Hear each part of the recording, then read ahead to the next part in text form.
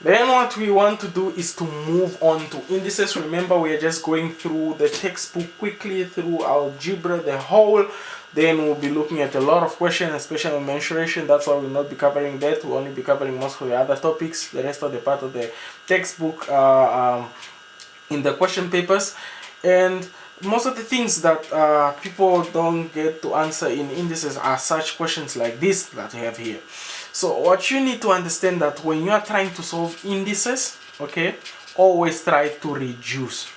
Okay, what you want to do is that if you have 54, try to reduce it to prime numbers. Okay, remember when I told you need to know what prime numbers is?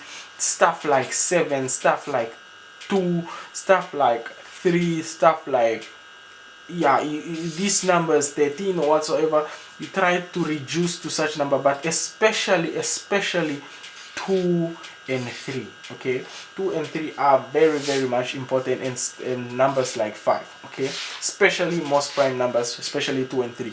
So you can see here that the 4, I can definitely reduce it to 2. You know 4 2 squared. Okay, you multiply the whole bracket throughout. And again, here's where people make wrong. They just say 2n plus 2. No, the 2 is for the whole thing. Okay, then you say dot 36. We can see that we know that 6 squared, okay, is 36. Then we times it -1. Okay, then there we have 45. Okay, 45, unfortunately there is no number that you can rise to give you 45, but we can rewrite it. We know that 5 times 9 is actually 45. Can you see how I'm reducing it? Then you have -n plus 1. Then dot, you have 5 remains like it is. Then 81, how do you rewrite 81? We know that 3 raised to 4 is 81. Then we have 3, 4 times -1, that's -4. Okay, then we simplify there. We have 2n plus 4. Then we have 6 again here. We can rewrite it 2 times 3. Okay, then we have -2. We multiply the bracket. Again, if you are lost, just try to pause. That's a good thing of having a DVD. You can pause, you can rewind, you can fasten up, you can do what? -2 and -2. Okay, and you have over there, we can rewrite this as 5. We take 5 takes its share of the exponent. Then we have n takes its -n plus 1 share of the exponent. Okay, then we have 5n minus 1. Then we have 3 -4. Okay, then what do you do? Let me just try to leave that. Just try to have that. Then what do we want to do? What we want to do is that we want to simplify even further. So we have 2n plus 4, it remains the same. However, we can still write this as 2 -2n minus 2. We try to separate the terms, -2n minus 2. Can you see where I took that and I brought it there, and I also took for there. So we have the upwards, it's like that. Then 5, it's a prime number, I cannot reduce it further. 3 there, we have 3 squared. 9 there, we convert to 3 squared. That's times 2, that is like 3 squared, right? 2 -n plus 1. Okay, so there we have -2n plus 2.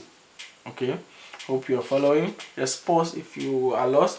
N minus 1, 3, -4. Okay, then we'll start seeing how we can simplify it. The 2's, we'll try to simplify them. 2n plus -2n is 0. 4 minus 2 is 2. So we are left with 2 raised to 2. Okay, then we are also left with 3 -2n minus 2 over, we try to simplify the 5's. We have -n plus n is 0. +1 minus 1 is 0. So that's actually 5 raised to 0. Okay, 5 raised to 0 is equal to 1. Then write your 1 here. Okay, then remember this dot simply means multiplication. Okay, don't be alarmed, it's just to simplify it to look a little bit neater. Okay, then we have there, okay, let me just change up my colors here. You have, remember that we have it here, there, just so in case you don't get lost. So what we have here is 3 tries to neutralize each other there to form one term. 3 negative 2n remains unaffected because it has an n, the like terms. We have 2 minus 4, which is negative 2. Okay, can you see how it is?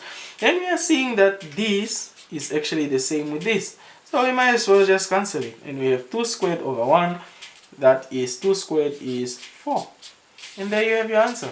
It's that simple. It's all about trying to get through the process, limiting it to prime numbers, numbers that are indivisible anymore, okay, numbers that have the factor of 1 in itself, okay, especially 2 and 3, as you have seen how we reduce them in 2 and 3, and also numbers like 5, okay.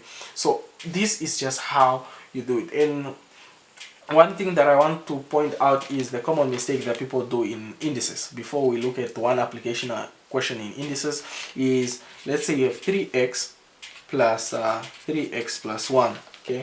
What I want to highlight is that this is not at all equal, okay.